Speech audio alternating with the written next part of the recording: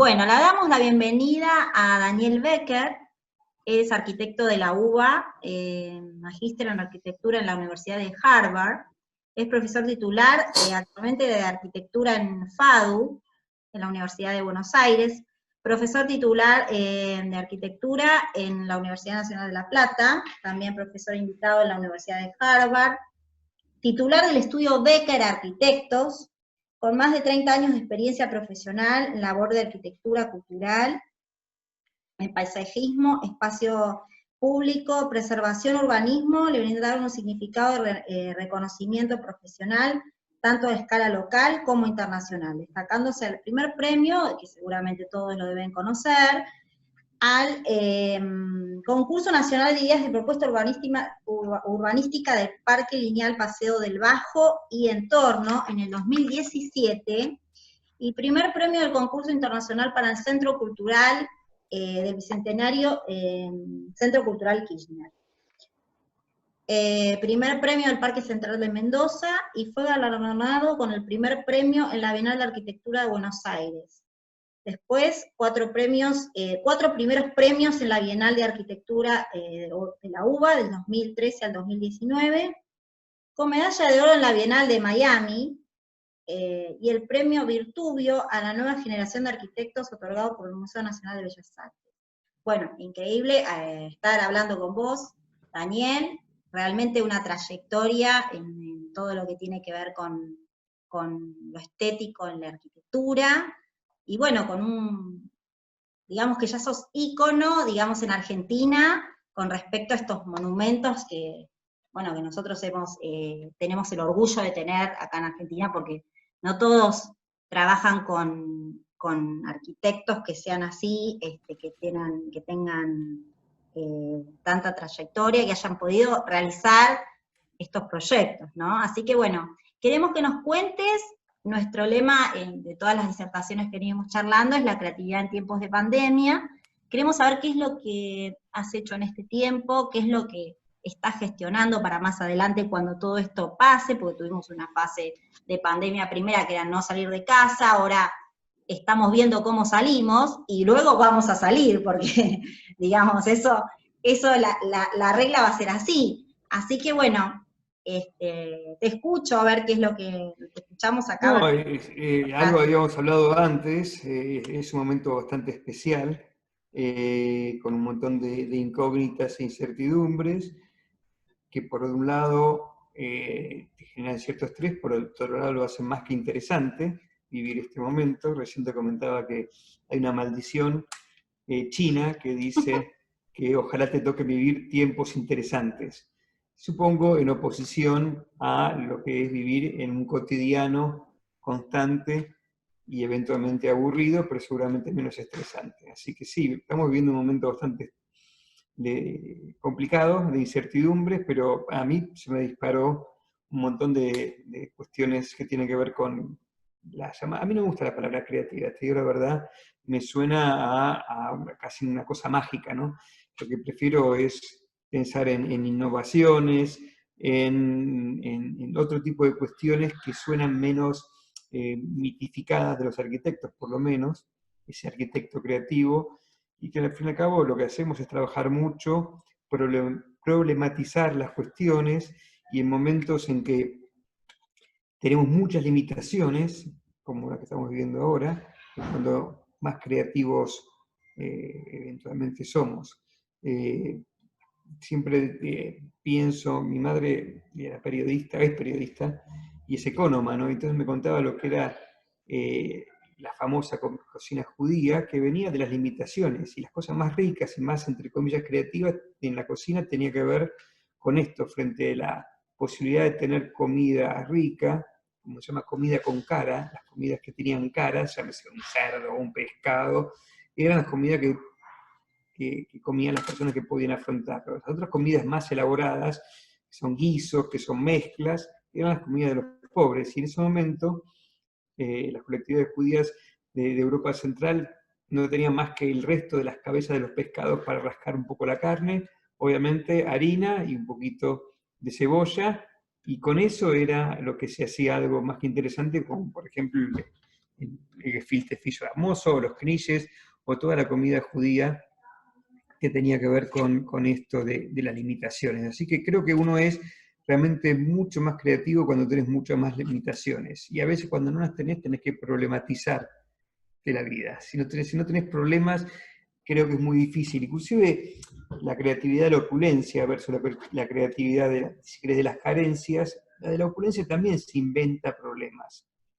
Seguramente las soluciones pueden llegar a ser, en mi sentido, un poco más banales, porque al no tener tantos problemas y tener que inventarse problemas, muchas veces los problemas son problemas que son más banales, ¿no? Son problemas de forma, pero si uno problematiza la realidad en sentido profundo, por ejemplo, las cuestiones de sustentabilidad, del ambiente, de la pobreza, de la desigualdad, por más que estés en una sociedad rica, podés llegar a tener soluciones, entre comillas, creativas a esos problemas que vos mismo te vas planteando. Creo que a partir de generarse un problema o vivir en un problema como el que vivimos, te inventás cosas. Un ejemplo muy interesante es el de mi esposa. Mi esposa es coreógrafa y hace danza, hace danza aérea, ¿no? Donde ¡Wow! en su ¡Qué teatro y baila lindo! contra las paredes y viaja por todo el mundo y estuvo en China, de hecho, estuvimos en China hace 2 años,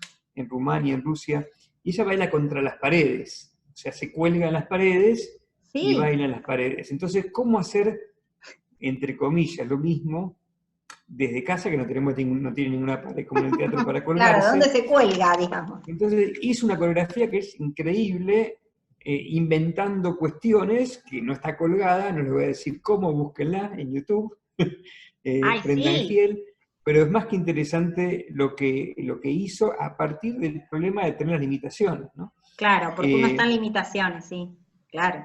claro, otra vez veía que en Cuba, frente a lo que Fidel en su momento llamó periodo especial, ¿no? Cuando vino la crisis de que se fue la Unión Soviética del apoyo, hubo muchísimas limitaciones. Y contaba ahí un video otra vez que estuve viendo por ahí, que, por ejemplo, en todas las antenas de las casas en Cuba, para que puedan tener antenas, como no tenían dinero para comprar antenas, inventaron unas antenas que eran unas bandejas de aluminio, todas agujereadas, y que funcionan también como antenas. Y hasta el punto tal que como no tenían carne, con lo que ellos llaman toronja, que los pomelos, le sacaban toda Mm. la parte ácida del pomelo, y con la cáscara, ¿no? La más gruesita, le ponían ajo, cebolla, no sé qué, y la comían con un bife.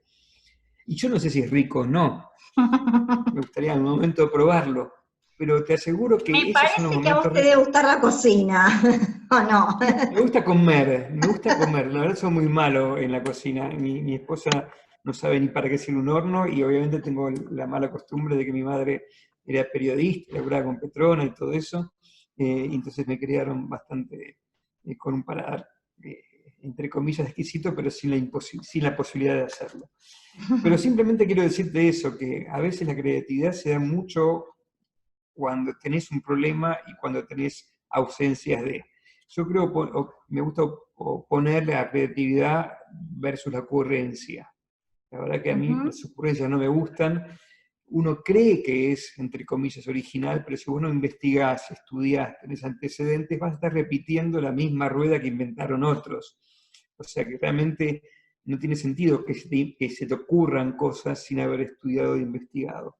Por lo que yo entiendo que la creatividad en realidad es como una especie de consecuencia de acumulación de datos y que en algún momento hay un proceso que lo llamo más innovación, de es algo sobre algo y que lo vas mejorando.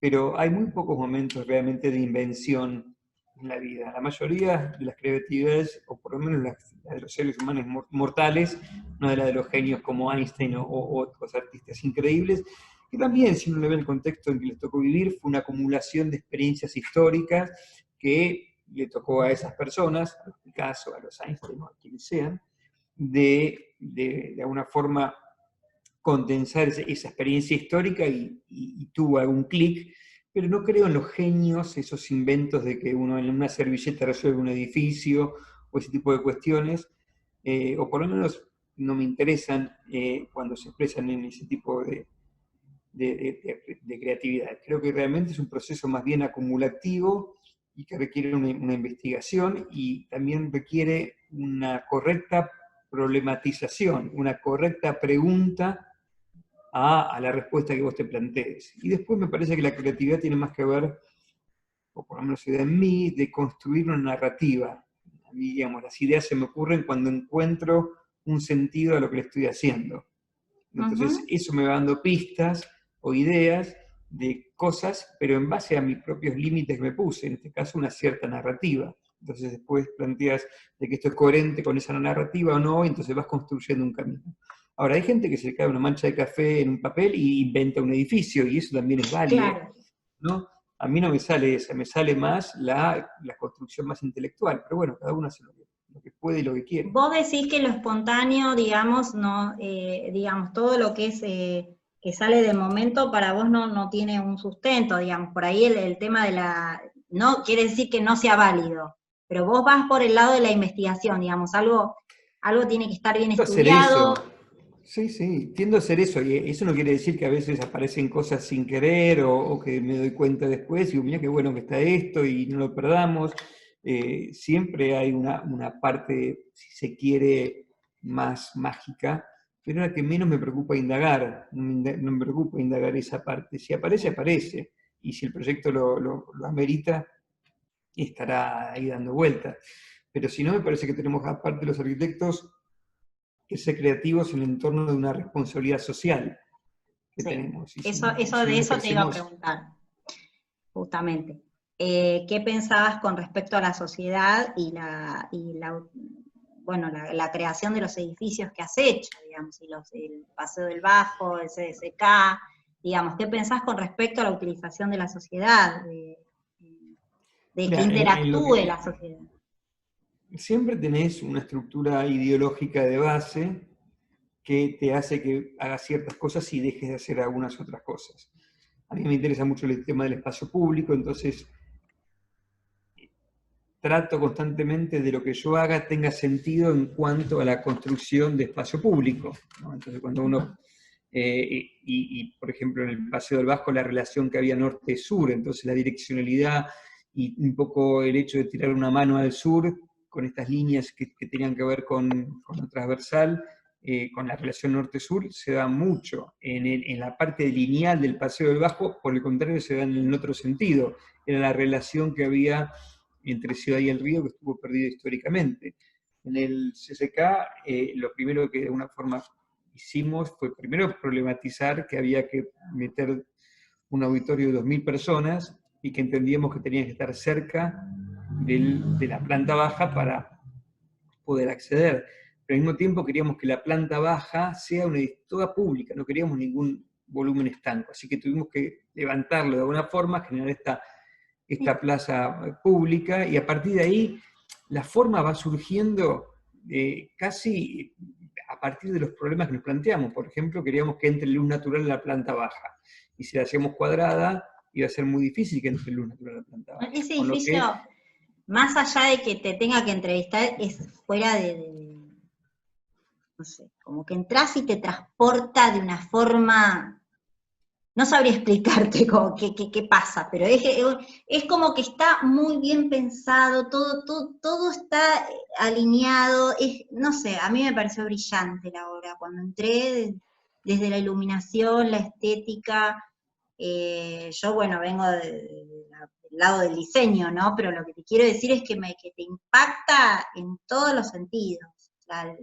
La luz que tiene, todas las salas, la acústica que tiene, yo estuve bueno, en marzo de este año estuve, antes que fuera lo de la pandemia, estuve en el CDCK y te puedo decir que, no, una cosa, fui a una charla y yo digo, bueno, el tema de conocer el lugar, subí arriba, fui a todos los lugares, lo recorrí íntegro porque la verdad que es precioso, y por otro lado también me parecía que, bueno, una forma también de que vos nos contaras en el proyecto que estuvieron haciendo, si por ahí vos, la parte de la utilización de la gente, lo social, estaba encarado desde ese lado.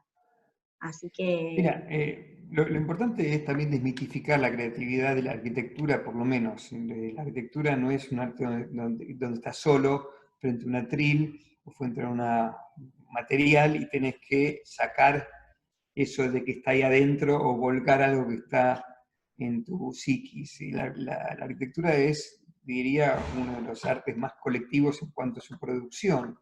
No lo puedes plantear solo. Así que todo el CCK es un conjunto de 6 arquitectos que trabajamos en conjunto. El estudio Bares, justamente de La Plata, Sí. y Claudio Ferrari conmigo en ese momento en Buenos Aires. Y después hay un ejército de asesores que van articulando y vas discutiendo y vas negociando, acústicos, ingenieros civiles, instalaciones de todo tipo, complejidades económicas, complejidades públicas, administrativas. Así que es un conjunto de cuestiones y lo más importante creo que es no perder el rumbo, ¿no? Porque hay un montón, y uno pudiera hacer un mapa de lo que es el proceso creativo, que uno lo fantasea como algo lineal, en realidad son un montón de tensiones y negociaciones internas que si vos no tenés claro hacia dónde querés ir, en cualquier momento el proyecto se te escapa mal, digamos. Entonces, el proyecto es como una estructura, como una narración, ¿no? Que tenés en mente. Y cuando empezás a construir el texto, esa narración tiene que ser coherente, no puede desviarse a otras cosas que vayan en contra de un poco de este objetivo principal que tenía la narración inicial de arquitectura. Así que, vuelvo a insistir, es un trabajo que es realmente muy complejo y colectivo, y lo que hacemos es, como los arquitectos, que somos unos grandes generalistas, como los políticos, si querés tratar de marcar rumbos y cuando la cosa se va de rumbo, volver a insistir en ese rumbo que es un poco la esencia del proyecto que no querés perder en el proceso. Después hay matices, después hay accidentes que quedan bien, después hay situaciones, después hay imposibilidades, y que eso lo va enriqueciendo la medida que tengas en claro el rumbo. ¿Se entiende eso? Decime, Daniel, y el tema de, bueno, lo que me contabas al principio, que por ahí no lo charlamos mucho, ¿qué estás trabajando ahora en otros proyectos? ¿Querés adelantarnos algo de lo que estás haciendo nuevo? ¿Qué hiciste? ¿Algún No, concurso, algo que te vas a presentar? lo último que hicimos, que la verdad que salió muy bien y fue también un trabajo muy complejo por otros aspectos, ¿no? Que fue el Museo del Holocausto, ¿no? Ah, sí, sí, que lo nombré yo, sí. Se inauguró justo, en realidad se abrió las puertas en febrero, y Sí, fue duró muy una ahí, semana, sí, yo no pude ir 15 todavía. días, y ya se tuvo que cerrar. Sí, Y realmente fue un trabajo que a mí me apasionó mucho, fue muy complejo, tuvimos que lidiar todos con todos, ¿no? Con ajá, museólogos, diseñadores gráficos, historiadores, recursos, el propio edificio, porque este era un edificio que era una reconversión de un proyecto que ya era un museo, que ahí funcionaba el Museo del Holocausto, se lo hizo todo de nuevo, aparte hubo que habilitar 4 pisos de oficinas para 2 instituciones diferentes, propia del museo, una institución que se llama Tzedakah, y todo eso en un tiempo muy limitado, con los propios problemas que implica esa interacción tan compleja, de que ajá. un historiador, por ejemplo, quiere volcar todo, el museólogo quiere volcar algunas cosas que darles acento, los arquitectos tenemos que lidiar con los problemas propios de un museo que tiene que ver con los recorridos y con los acentos, y al mismo tiempo había que hacer un museo que apele a la emoción, porque un museo no es un libro. Para leer un libro del Holocausto, vos te encerrás en tu casa y estás más cómodo. Y esto tiene que haber algo que lo sientas por los poros, ¿no?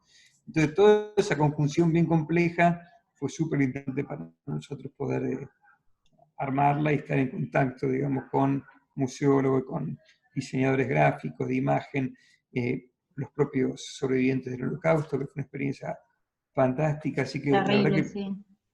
fue de las experiencias más ¿Cómo interesantes de nuestra fue vida. eso, ese sentimiento entre lo que tienes que trabajar, porque es una cosa de angustia, digamos, plasmar a la arquitectura? Mira, en un momento, me Porque, imagino que como le debe pasar a los cirujanos, uno se desensibiliza y ya no te pones a ver todo el contenido, porque si vos te pusieras a ver el contenido como un transeúnte, como un Lego, te vuelves loco, te emocionás y no puedes trabajar. Así que de alguna forma te pones una especie de coraza anti-emoción y pensás en lo que estás haciendo y en algunos momentos te conectás y te golpea mucho. Pero tratás de que no te afecte tanto y pensás específicamente en lo profesional, que es el trabajo que estás haciendo, para resolverlo lo mejor posible, ¿no? Sí.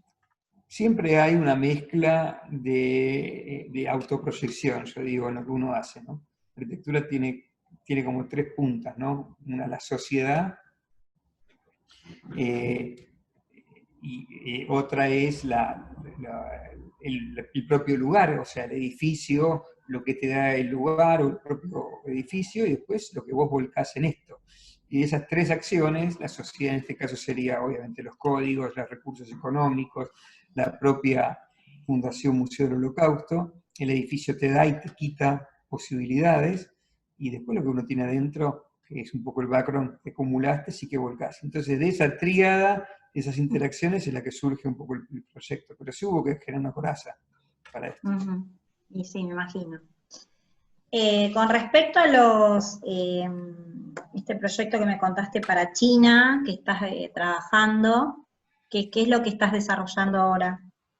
Mira, armamos un equipo súper interesante con un estudio en China y estamos haciendo proyectos. Hicimos un proyecto para un museo en un concurso, en algunos nos va bien, otros no tanto, que fue súper interesante, porque aparte era un proyecto muy grande, como de más de 100.000 metros cuadrados, y lo tuvimos que hacer en 7 días.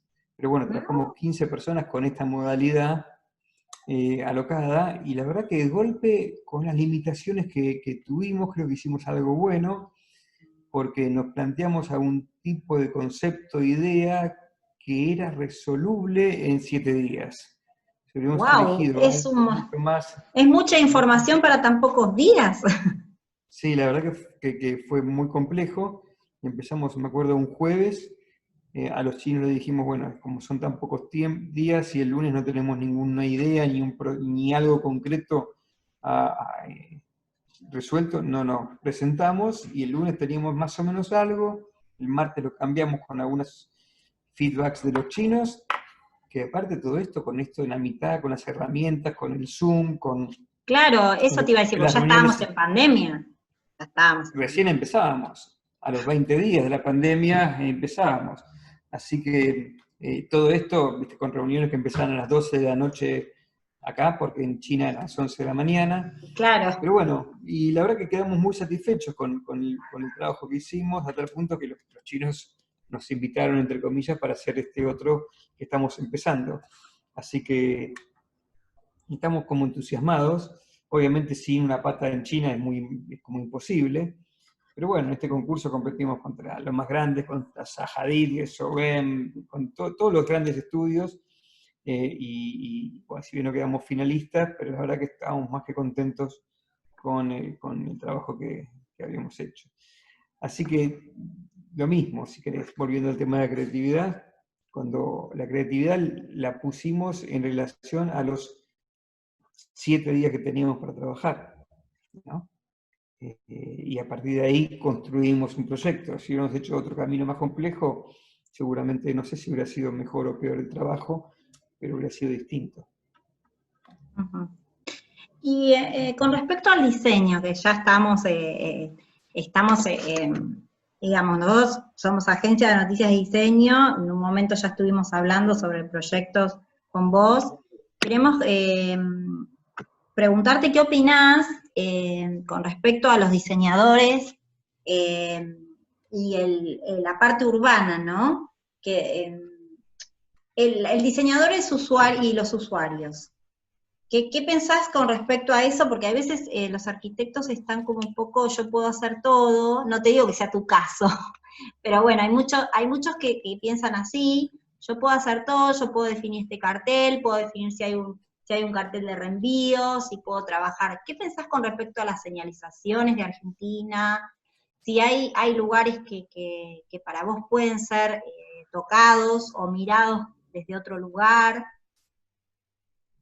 Mira, como te decía antes, a mí me gusta trabajar en equipo, pero con un rumbo en común. Un rumbo no quiere decir un solo camino, es un rumbo, puede ser por acá, o por el medio. Es una gran avenida donde te conduce hacia algo. Y en esa avenida es más interesante cuando hay diversidad de personas, como la experiencia que tuvimos en el Museo Holocausto con la gente del diseño, que trabajamos los espacios y ciertas cuestiones de la gráfica en conjunto. Por supuesto que ellos la hacían, yo no lo voy a hacer porque no me metí, yo me dedico a la arquitectura, pero fue interesante el diálogo, así que lo que más me enriquece no es hacer todo, sino poder hacer algo con ciertos rumbos que tenés que explicitarlos y tenerlos en claro para poder comentárselos. Lo que es raro es cuando viene un diseñador e incorpora un diseño de la nada sin entender un poco la argumentación de todo el proyecto, ¿no? Entonces me parece que es muy importante que haya como un diálogo, lo mismo con diseñadores y lo mismo con los ingenieros acústicos, ¿no? O sea, tienen que haber todo un equipo apuntando hacia un rumbo, ¿no? Que eso me parece más que importante. Que cada uno haga lo suyo de la mejor manera posible. Diría también al revés, ¿sabes cuántas veces uno se enoja cuando los diseñadores hacen Eso. arquitectura o cuando los ingenieros hacen arquitectura? Por suerte los arquitectos es difícil que calculemos un edificio, pues se nos vendría abajo, seguramente, o no, no lo sé. Pero me parece que cada uno tiene que estar en su métier y zapateros a sus zapatos, como decían. Sí. Después, en relación bueno, vos has viajado por todo el mundo seguramente, eh, has visto estructuras, monumentos en todos lados. Por ahí lo que yo rescato que por ahí la visión del arquitecto argentino, eso me parece que es una de las preguntas que quería hacerte. ¿Vos crees que la creatividad argentina, bueno, obviamente la palabra creatividad no te gusta, pero bueno, la innovación, vamos a ponerla, Argentina en relación a otros países? ¿Vos por qué has ganado tantos concursos? ¿Por qué digamos, tiene que haber un porqué en todo No, seguramente hay esto? algunos porqués profundos y seguramente como a Sí, veces venimos tan golpeados, lo que no te mata te fortalece, como decía Nietzsche, entonces sí. esas cuestiones te hacen buscar más o con más recursos, ¿no? Recién leía en el teléfono esta cosa que están inventando una vacuna acá en varias universidades argentinas con el Mm, plasma y no sé qué. sí, No sé si vamos a inventar la gran vacuna, pero seguramente eso se hace, o los test rápidos que hicieron, que es maravilloso que se den en un país con tan pocos recursos, porque al tener sí, pocos recursos tenemos con mucha imaginación, sí. creatividad o innovación, o como el nombre le queramos dar, no me Sí, preocupa, pero sí frente a la necesidad tenemos como una potencia los argentinos de lo atamos con alambre, ¿no? Y entonces siempre tendemos a resolver los problemas con las limitaciones del caso. A veces son limitaciones en el tiempo, como te comentaba este concurso de los 7 días, a veces son limitaciones económicas, a veces son limitaciones de cualquier otro tipo. Obviamente las económicas o las administrativas son las más normales. Y frente a eso, en vez de quedarnos atados, como seguramente lo haría unos arquitectos con mayor cantidad de recursos, te van a decir, mira, ¿sabes qué? No se puede en tan poco tiempo, con tan poco dinero. Y frente a eso, sí tenemos recursos intelectuales, creativos o innovativos para resolver los problemas. Yo creo que en ese sentido, tanto la Universidad de Buenos Aires como la Universidad de La Plata, universidades masivas, resolvemos, por ejemplo, el problema de la masividad con algún tipo de enseñanza que en otras partes te dicen, no, esto es imposible, olvídate, no se puede hacer. ¿Cómo haces para enseñar? Yo tengo mi cátedra en total a, no sé, 450 alumnos. Es como la anti-enseñanza, pero por otro lado no, por otro lado encontramos recursos que hoy, frente al problema de la masividad, otras universidades, si querés, de élite, celebran y alaban, porque, por ejemplo, las correcciones colectivas hacen que haya mayor conocimiento y construcción de conocimiento intraalumnos que estar tanto dependiendo del docente. Y eso me lo comentaba un profesor de Harvard hace poco, que dice, mira, la verdad que estoy cansado de estar yo al lado del alumno que viene, que requiere que yo esté al lado de él. Acá un poco te tiran y tenés que ser muy creativo y sobrevivir dentro de ese ambiente, y de eso creces un montón. Ujú. Así que vienen más por ese lado, me parece, que las de vuelvo a insistir a lo mismo, ¿no? Viene por el lado de tener dificultades, problematizar o Todo tener el problemas y a tiempo, partir de sí. ahí. Es Claro, es eso, es como ir que siempre constantemente, sale con eso adelante. zafás. Sí, sí, sí. Siempre salís Sí. adelante desde la crisis, como hablábamos de la crisis, por ahí salís adelante con un montón de cosas. Ya, había un artículo, este video del cubano, hablaba sobre, a partir de las necesidades y las crisis que tenían, por cuanto a los recursos, se inventaron algo que ellos llaman desobediencia tecnológica, ¿no? Entonces tenían máquinas, tenían, no sé, ventiladores que no funcionaban, entonces transformaron un ventilador en un motor para una bicicleta, o en un motor para un no sé qué. Y entonces están acostumbrados a desarmar los motores, adaptarlos, readaptarlos, encontrar salidas distintas a los que sería una persona que dice, no, yo este motor no me sirve, voy y lo tiro. Pero cuando lo tiras tenés otra serie de problemas. Problemas sí, no, ambientales, seguro. problemas de consumo, problemas de stock, problemas de economía. Entonces siempre Sí. la vida es un problema. El problema es saberlo problematizar bien y saber hacer las preguntas adecuadas. Las respuestas vienen solas Ujú. si los construís bien el problema. Sí, ¿Mm? sí, seguro. Bueno, ¿y qué vos le planteás a los alumnos ahora que estamos con este tiempo de pandemia? ¿Tienen alguna tarea, alguna visión, alguna cosa que tenga que Hay un ver montón, con, sí, hay un con, con esta montón. situación? Mira, en la arquitectura calculo que los primeros trazos de los arquitectos datan de 3.000 años antes de Cristo. O sea, sumarle 2.000 años más son 5.000 años de enseñanza de una manera en la arquitectura, ¿no? Mm. Que siempre al principio era a partir del maestro y el discípulo, después estuvieron los tratados, después se inventaron en la época francesa, en 1800, los talleres, ¿no? Y todo siempre era presencial, siempre estabas al principio al lado de un maestro, simplemente vos copiabas y aprendías, después los tratados te explicaban específicamente qué hacer y qué no hacer, y después los talleres había un conocimiento colectivo. Pero todo siempre era presencial, así que después de 5.000 años de enseñanza presencial, un día nos tiraron a la mitad del mar y dijeron, vayan y naden, aprendan a nadar, en un mecanismo que no sabemos muy bien cómo es.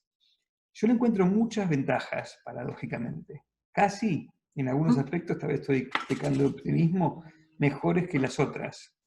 Mejor que lo presencial. Desde la puntualidad, fíjate que empezamos -5, así, Ah, sí, yo di clavado. -5. Sí, Pero en tu vida, viste, haces una reunión porque vos sabés que tenés un límite. El límite que son los 40 minutos. Y los 5 minutos que nos llegamos a atrasar serían 5 minutos perdidos. Y si llegamos a llegar 20 minutos no, tarde, no, como obviamente, lo haces sí. normalmente en lo presencial, que tardás 10, 15 Claro, minutos, perdiste no hay más oportunidad. Entonces de golpe empezó la puntualidad. De sí. golpe empecé a ver las caras más de cerca, porque yo en una charla con 30 personas, con la luz que me da el proyector, etcétera, no veo las caras de personas, acá veo las caras de todas las personas. De golpe de golpe hay un montón que de golpe es que digo, pucha, ¿por qué esto lo hicimos antes en algunos sentidos? Y ni te cuento los recursos que podríamos potencial ahorrar al Estado, recursos físicos, recursos de movilidad. Yo siento que el aire está más limpio ahora, no sé si sienten ustedes o que los azules del cielo son más azules. Eso porque hay Sí, mucha los menos movilidad. pájaros, lo que se siente de la Hay naturaleza algo que está mejor. es Entonces, increíble. esta modalidad la verdad que está buenísima para mí. Todavía no, está buenísimo porque en el fondo no sabemos todavía lo que nos estamos perdiendo. Eso vendrá con el tiempo. Lo presencial, lo humano, el abrazo, el café, es bastante Sí. sanitario. Las transiciones, una cosa que yo te decía recién, es que acá no tenés transición de nada. Vos vas de tomar un café, a los 10 segundos estás hablando con vos, y cuando terminó, a los 10 segundos estoy tomando mi segundo café o lo que sea. Entonces, hay algo que es como, que está bueno por la eficiencia, y al mismo tiempo me pregunto si estas ausencias de transiciones hacen que uno vive un nivel de estrés. Yo estoy mucho más estresado que antes intelectualmente, Ah, por esta sí. cantidad de sumitis no, por los sumitis que De tengo. la cantidad de, La claro, cantidad y de nivel de concentración que te implica, porque está bastante estudiado, parece que hay como un delay en las transmisiones que hace que el cerebro le cueste más interpretar los tiempos, los ritmos, etc. Entonces, ah, no es mira. instantáneo, y hay como un delay. Hay una nota muy interesante del New York Times sobre ese tema. Qué Todo bueno, me eso, gustaría que me pases después el link que quiero, no, me interesa. me lo mandaron directamente como texto, no tengo el link, pero Ah, lo fui buenísimo, y hablaba sobre eso, sobre... porque Hay, justamente lo cognitivo, ahora no sabemos qué es lo que va a pasar. Es por verdad lo que eso, decís. lo que sí estoy seguro de que es mucho más estresante. Si vos podías dar una charla de 3 horas o un seminario de 3 horas, con hora y media, ahora ya es suficiente. Y eso implica algo más que interesante. Si la eficiencia en el trabajo, ya no en la parte Es educativa, todo hace ahí. que vos puedas hacerlo en menos tiempo, quiere decir que tal vez vos trabajás, si lo ves por resultado, con que trabajes por productividad. Si trabajas 4 horas y Mm, obviamente recibís el mismo sueldo, puede ser que haya lugar para que otros trabajen otras 4 horas y haya más trabajo, si es por productividad. Entonces hay mm. mucha eficiencia, pero realmente tenés que hacerlo menos cantidades de horas, ¿no? Porque yo no podría tener esta charla con vos 2 horas y media. Y No, tal vez en claro, un bar o dos por horas, supuesto, sí. Pero por eso yo te decía, en 40, ya es más, nos quedan 8 minutos nada más, ocho así que minutos, sí, se sí, fue volando, volando sí, se me sí. fue el tiempo. Pero bueno, la verdad que sí, en eso coincido totalmente, y yo creo que el tema de que vos tenés un control sobre los chicos diferente, y como profesor con las correcciones y eso, ¿te es práctico o no? Mira, por ahora sí, y te voy a decir, en algún sentido está mejor, en algunos casos. Tenemos más control, tenemos la posibilidad de comparar. Te digo, físicamente piensa, si yo tengo que comparar 10 proyectos en láminas que tienen 1 metro por 70, el 10.º proyecto, si son una sola lámina, porque generalmente son 2 o 3, está a 10, 12 metros de distancia. Acá puedo tener todos en la misma pantalla y acercarme y alejarme. Entonces, lo que yo entiendo como crítica comparada, poder comparar y a partir de ahí generar conocimiento, es más posible con una pantalla, ¿no? Claro. Que y así infinidad de cuestiones. Obviamente los recursos económicos son mucho más fáciles, tenés que tener recursos para la web y pagar no sé, a estas empresas en la computadora, pero una vez que lo tenés, vos, por ejemplo, para ir a la facultad no tenés menos que gastar 400 pesos por cada vez que vas, entre Y comer sí, y el viaje y todo eso, y son como 10, 12 mil pesos por mes. Para un alumno es mucho dinero. sí, es mucho Con dinero, eso se sí, compra una computadora y aparte los recursos, el tiempo que perdés, ¿no? sí, Acá es me verdad. despierto a las 8, 8:05, estoy trabajando si tengo ganas, ¿no? Sí, Y de otra manera, me despierto a las 8 y llego a las 9:30 de la facultad. Y así un sí, montón de cuestiones que sí. lo hacen más eficiente. Vuelvo a insistir, no sabemos, entonces no sabemos lo negativo. Tal vez dentro de un año, ¿viste? Estamos todos como locos, estresados, o con un ataque de Ah, epilepsia mental por tanto Zoom. sí, Eso puede ser también. No lo sabemos, pero hay un aspecto que es positivo de todo esto, ujú, evidentemente. Poder seguro. estar en contacto más con la familia, bueno, un montón de cuestiones. Y la distancia, Otras cosas. ya la sufriremos. Sí. El tema de los amigos quedará para, para más adelante. Las reuniones de Zoom, Sí, sí, sí, sin poder ser argentinas como los sargentos, que somos así, somos de juntarnos, de reuniones, de salidas, de y eso bueno, eso se está habría que perdiendo un aguantar poco. un poco. ¿Qué va a ser? Bueno, yo creo que algo se va a recuperar, pero hay algunos aspectos que para mí deberían seguir, y ojalá que no volvamos al Ay, 2019 no. en el 2021, pero tampoco vamos al 2020, que todo lo que hagamos Sí, sea mejor y que incorporemos estos aspectos del 2020, ¿no? sí. Me parece que Bueno, clave. Daniel, te tengo que despedir. La verdad que súper interesante todo lo que charlamos. Así que bueno, ya nos veremos en otra disertación, otro evento que organicemos seguro. Te agradecemos muchísimo que hayas podido estar, que hayas tomado el tiempo, así que bueno, nada, seguimos en contacto. Bueno, no, gracias a vos, ojalá que esto se pueda difundir bien Sí, y estar en contacto cuando quieras, ¿sí? bárbaro. Bueno, Bueno, chao. chao, hasta luego. Chao, chao. Chao, chao.